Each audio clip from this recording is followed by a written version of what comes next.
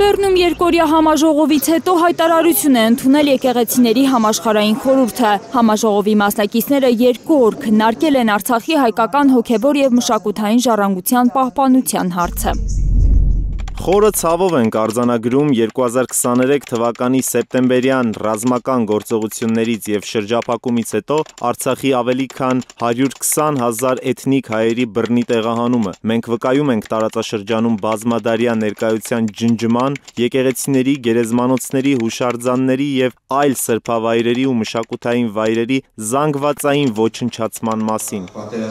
Եկեղեցիների համաշխարհային խորհուրդն իր ընդունած բանաձևով կոչ է արել ՅՈՒՆԵՍԿՕ-ին անհապաղ անկախ մոնիթորինգի առաքելություն նախաձեռնել գնահատելու Լեռնային Ղարաբաղի մշակութային ու կրոնական վայրերի պահպանության վիճակը։ Կոչ է ուղղել նաև Շվեյցարիային, որտեղ անցկացվում էր համաժողովը։ Ձեռնարկել դիվանագիտական և իրավական քայլեր ԵԱՀԿ-ի և այլ կոնվենցիաների հիման վրա կանխելու հայկական մշակութային ժառանգության հետագա ոչնչացումը, աջակցելու բնակչության վերադարձին իրենց երկիր և ակտիվ քայլեր կատարել նպաստելու Բաքվում գտնվող հայ պատանդների ազատմանը։ Արցախայության իրենց հայրենիք վերադարձի, հայկական մշակութային ժառանգության պահպանման ու հայ գերիների ազատ արձակման հարցերը համաժողովի բացման օրը հայոց վեհափառի ելույթի հիմնական ուղերձներն են եղել։ Խորհրդանշական է,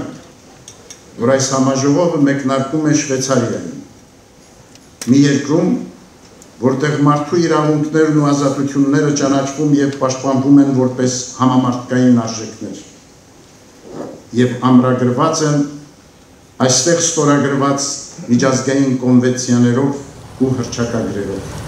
Ցեղասպանություն ու էթնիկ զտում է անվանել ամենայն հայոց կաթողիկոսը այն, ինչ տեղի է ունեցել 2023 թվականի սեպտեմբերին Արցախում։ Գարեգին II-ն արձանագրել է, որ էթնիկ զտումն Ադրբեջանն իրականացրել է Թուրքիայի ռազմական աջակցությամբ։ 130 պատմաբան, դասախոս ու քաղաքական գործիչ 2 օր քննարկել են արցախայության խնդիրները, վերադարձի իրավունքն ու մշակութային ժառանգության պահպանությունը։ Արցախի հայաթափումից հետո այս համաժողովը հայոց կաթողիկոսի միջազգային կառույցների ուշադրությունը հրավիրելու կոչի արձագանքն է։ Առաջարկ եղավ կոնֆերանս կազմակերպել, միջազգային կոնֆերանս կազմակերպել և հրավիրել միջազգային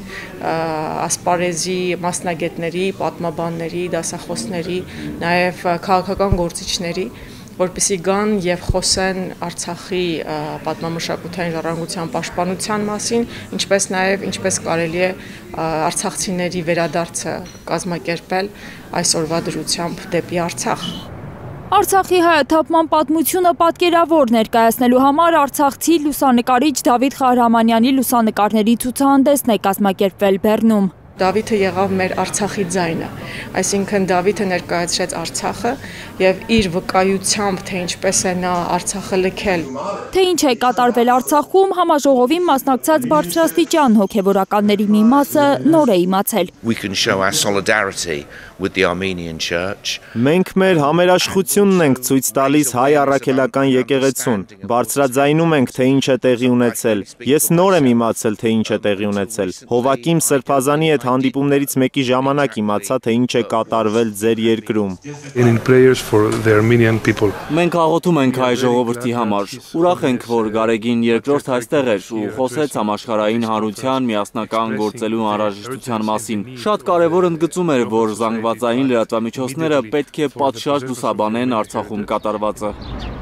Կաթողիկոսը մասնակցել է համաժողովին, արցախայության վերադարձն ու հայկական մշակութային ժառանգության ոչնչացումը կանխել է միջազգային հանրության օրակարգի մաս դարձնելու առաքելությամբ։ Արցախի հոգևոր մշակութային ժառանգության պահպանությանը նվիրված այս գիտաժողովը այլևս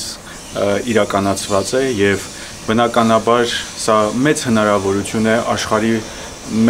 մեծաթիվ մասնագետների և գիտնականների, հոգևորականների, տարբեր եկեղեցիների ներկայացուցիչների այստեղ հավաքվելու Շվեյցարիայի մայրաքաղաք Բեռնում և միասնաբար խոսելու Արցախի ժառանգության առնչված խնդիրների մասին և փորձելու ելքեր գտնել այդ ժառանգության պահպանության ուղղությամբ։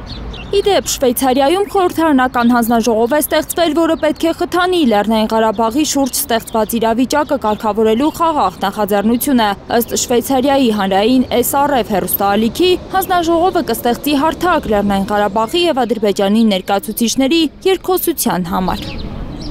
Դիլիթ Սարգսյան, Արմեն Ապրեսյան, Հայլուր։